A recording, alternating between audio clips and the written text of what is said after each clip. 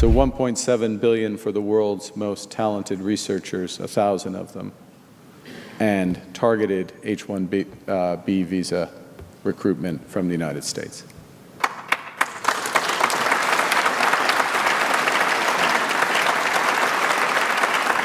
Because we do have the best educated workforce, and we do have some of the world's best research universities. But when you are good, you know you have to get better, and that's what we're going to do with talent. Now, part of driving productivity is competition, because when businesses, you know this, when you face competition, you work harder, you innovate more, and you serve your customers better. And Canadians benefit from lower prices, higher quality products, and more choices. So this budget will boost competition and innovation in the telecoms industry by making it easier for Canadians to switch between internet, home, phone, and cell phone plans. And will advance open banking to give consumers more control of their banking data and more options for their money. With respect to this, we are just getting started. Our next tranche of nation-building projects will be announced next week. And we're creating new strategies, from critical minerals to high-speed rail, sovereign cloud, all to drive tens of billions of dollars in further investments while creating the conditions for a better connected, more productive Canadian economy. Our new defense industrial strategy, led by one of Bay Street's finest, Doug Guzman, will help leverage the over $80 billion, yes, $80 billion increase in defense spending over the next 5 years, including in AI, cyber, space, quantum, and other dual-use technologies. So it's not just about protecting Canada, it's protecting Canada first and foremost, but it's an enormous opportunity to build the cutting-edge industries of the future. Our climate competitiveness strategy will help drive hundreds of billions of dollars in investments, hundreds of billions of dollars in investments in nuclear, in hydro, wind, storage, and grid infrastructure to position Canada to lead in the low-carbon economy. We will also build local infrastructure. That means new hospitals, transit, recreational facilities, arts centres, through the $50 billion Build Communities Strong Fund. Because Canada Strong means Edmonton Strong, Brampton Strong, Drummondville Fort. Build Canada Homes will help double the pace of affordable housing constructions within a decade using new factory technologies, cutting building times by 50%, reducing costs by 20%, and lowering emissions by 20%. So that's the build element. But we're also creating new trade relationships with reliable partners, with an objective to double our non-U.S. exports over the next decade. That's $300 billion in new orders for Canadian resources, technologies, and expertise. It's new jobs for Canadian workers. In the last few months, we've signed a historic free trade agreement with Indonesia. We've struck agreements with the United Arab Emirates in AI, with the EU in defense, and with Germany in critical minerals. Last week, we launched free trade negotiations with Philippines and Thailand, targeting conclusion by next year, alongside a new free trade agreement with the ASEAN countries, countries that represent 20% of global GDP.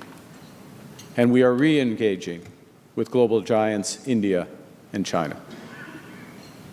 Now, the third element is to boost our productivity for that better standard of living.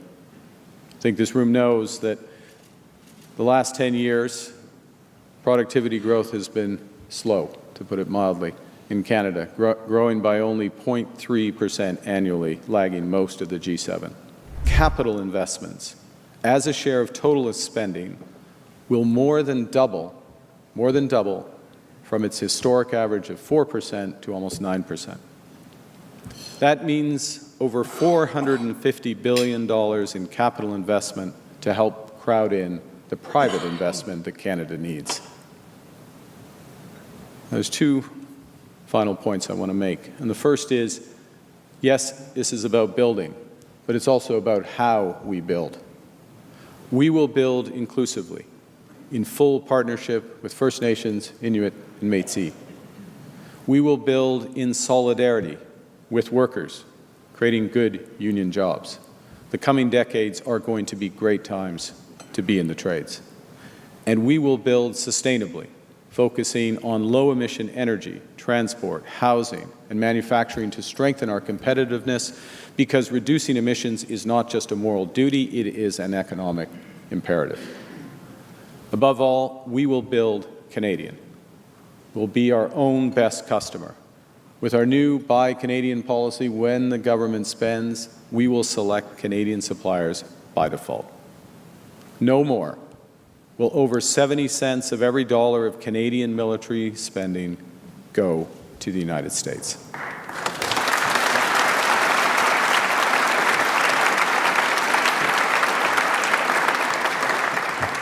This budget takes pragmatic, responsible choices to right-size government while protecting the essential social programs that every Canadian, the programs that give every Canadian a fair chance to get ahead.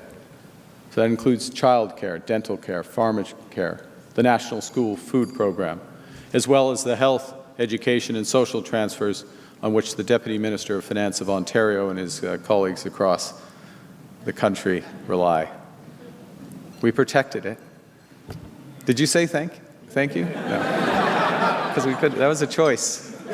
To govern is to choose. But this is important. It's important for our schools, for our health care, for our people. Let me finish and just observe that there are two potential responses to what's happening in the world, what's happening with U.S. trade policy. And the first is to stick to plans designed for the old world. The second is to create a new plan for a confident Canada that will prosper in the new world. And let me objectively compare the two before you. First, we can hunker down, slash the deficit, turn inwards, and in the words of the tragically hip, wait for the trickle down.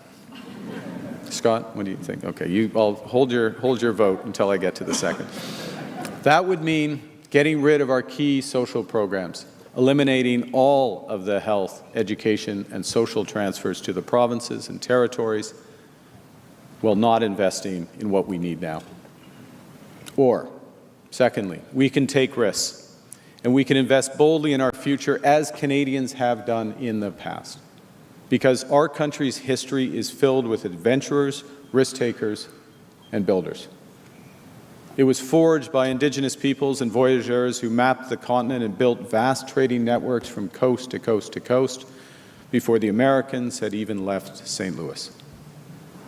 When the Second World War ended, Canadians united in a mission to build big things. New neighborhoods for hundreds of thousands of returning veterans, new universities to launch new careers, the St. Lawrence Seaway, the Trans-Canada Highway, Expo 67, the CN Tower. See, we used to explore in this country.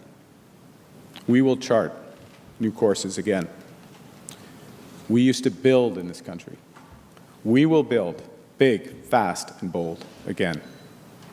We used to take risks in this country. We will step up to the plate again. We choose Canada. C'est notre pays. C'est votre avenir. Avec le budget, nous reprenons le contrôle pour bâtir un Canada for it's our country, it's your future. We're taking control. Let's do it together. Thank you. Merci beaucoup.